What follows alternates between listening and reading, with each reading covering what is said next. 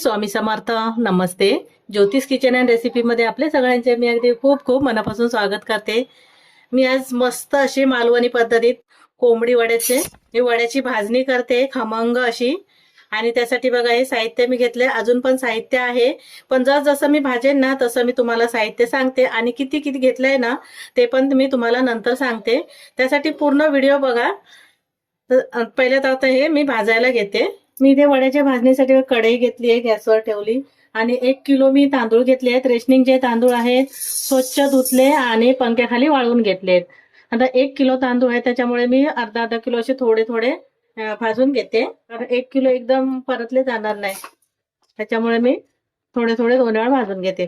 भाजून म्हणजे आपल्याला फक्त गरम करायचे, जेवढे हाताला गरम लागतील ना तेवढेच, जास्त भाजायचे वगैरे नाहीयेत. तर मी आता इथे थोडेसे गरम करून घेते तांदूळ.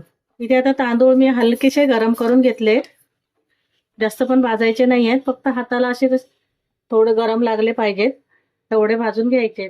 आता मी हे तांदूळ भाजून घेतले आणि दुसरे पण भाजून घेते. पूर्ण 1 किलो तांदूळ आहेत आणि मी काढून घेते तांदूळ. आता इथे तांदूळ भाजून काढून घेतले. इथे ज्वारी घालते. ही ज्वारी मी अर्धा किलो घेतली. 1 किलो तांदूळला अर्धा किलो ज्वारी घेतली आहे. आणि ज्वारी पण गॅस मध्यम ठेवते आणि थोडीशी गरम करून घेते, जास्त पण गरम नाही करणार आहे, फक्त हाताला चटका बसेल एवढंच गरम करून घेणार आहे. इथे आता ज्वारी पण भाजली गेली आहे, त्याला चटका लागतोय. आता ही ज्वारी पण मी काढून घेते. इथे आता मी गहू भाजायला घेते. हे गहू पाव किलो आहेत. ते तांदूळ आणि ज्वारी भाजून घेतली ना तसेच गहू पण थोडेसे भाजून घेते, गरम करून घेते फक्त. इथे आता गहू पण भाजले गेले आहेत, मी मध्यम ठेवते आणि भाजून घेते. हे पण चांगलं कडकडीत असं गरम झालेलं, चटका लागेल एवढंच. आता हे गहू पण मी काढून घेते. इथे आता मी चणा डाळ भाजायला घेते. चणा डाळ 200 ग्रॅम आहे. चणा डाळ थोडीशी जास्त भाजून घेते. हे बाकीचे जिन्नस भाजले ना त्याच्यापेक्षा थोडीशी जास्त. हे गॅस मी थोडंसं कमी करते, कारण चणा डाळ कशी लवकर भाजली जात नाही, कच्ची राहते एकदम. म्हणजे थोडीशी आता हे भाजून घेते डाळ. आता ही चणा डाळ पण भाजून घेतली आहे, पण मी एका भांड्यामध्ये काढून घेते. आता सतत ढवळत व्यवस्थित असं भाजून घ्यायचं, तर ते मी काढून घेते डाळ. उडीद डाळ घेतली आहे 100 ग्रॅम, पण खमंग अशी भाजून घेते. आता ही डाळ पण भाजली गेली आहे आणि ती पण मी काढून घेते. 1 वाटी पोहे घेतले, मी पोहे पण घातले. पोहे चांगले मी भाजून घेते, कमी केलंय. असे कुरकुरीत होईपर्यंत पोहे भाजून घेते. सतत ढवळत पोहे पण छान असे भाजले गेलेत, आकसले गेले ना, आणि बघायचे हाताला थोडेसे असे कुरकुरीत लागतात काय.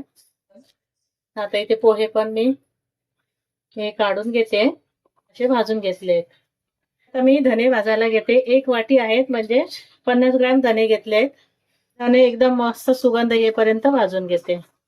धने पण मी सतत ढवळत भाजून घेतले. मस्त एक धन्याचा सुगंध येतो भाजले की. धने आणि मेथीचा सुगंध वड्यांना खूप छान वाटतो. धने आणि मेथी व्यवस्थित अशी घालायची. तिथे आता हे धने पण भाजले गेले आहेत, धने काढून घेते. या मका भाजायला घालते. मला वाटतं 25 ग्रॅम वगैरे एवढा असेल, जास्त नाही घेतलाय मका. मका छान असा भाजून घेते मी. त्याला थोडा जास्त वेळ लागेल भाजायला, लगेच भाजला जात नाही. बाकीचे जिन्नस कसे पटपट भाजले जातात. थोडासा मका पण भाजून घेते. त्याच्यात घातल्यानंतर थोडासा मका घालून बघा, मस्त छान होतात वडे. मका पण छान असा भाजून घेतलाय. आता मका भाजला गेलाय, मी काढून घेते. मी 2 चमचे बडीशोप घेतली आहे, ती घालून घेते. 2 चमचे जिरं आहे, ते पण घातलंय. जिरं आणि बडीशोप पहिले मी भाजून घेते. बडीशोप आणि जिरं भाजायला घातलेलं, त्यात आता मी 1 चमचा आणि तो पण थोडंसं परतून घेते. त्यातच आधी ओवा मी घातला नाही, कारण बडीशोप आणि जिरं घातलेलं ना भाजायला थोडासा वेळ लागतो आणि ओवा थोडा लगेच भाजला जातो, त्याच्यामुळे मी नंतर घातलाय. पाणी भाजून घेतलंय मी, काढून घेते. 1 चमचा मी काळी मिरी घेतली आहे, त्याच्यात थोडेसे धने पडलेत, ते पण मी भाजून घेते. काळी मिरी पण भाजली गेली आहे, मी काढून घेते. छोट्या वस्तू आहेत ना, लगेच भाजल्या जातात, टाइम लागत नाही त्याला. सगळ्यात शेवटी 1 चमचा मेथी घालून घेतले, हलकीशी भाजून घेते, जास्त पण नाही भाजत आहे. जास्त भाजली तर जास्त कडू होते, त्याच्यामुळे थोडीशीच भाजून घेते. ती पण भाजली गेली आहे. मी गॅस बंद करते कारण कढई खूप गरम आहे त्या आणि भाजली जाईल. सर्व भाजणी तयार झाली आहे. थोडी थंड करून घेते. इथे आपली मस्त अशी कोंबडी वड्याची खमंग भाजणी तयार झाली आहे. आणि वडे हे काय चिकन बरोबर खायला चांगले वाटतात असे नाही, हे उसळी बरोबर पण मस्त वाटतात. वाटाण्याची उसळ, काळ्या वाटाण्याची किंवा सफेद वाटाण्याच्या उसळी बरोबर ना मस्त वडे वाटतात, छान वाटतात असे. तर तुम्हाला माझी रेसिपी आवडली असेल ना वड्याच्या भाजणीची, तर लाईक करा, शेअर करा, सबस्क्राईब करा. पुन्हा भेटू आपण अशाच एका नवीन रेसिपी सोबत. धन्यवाद. थँक्यू.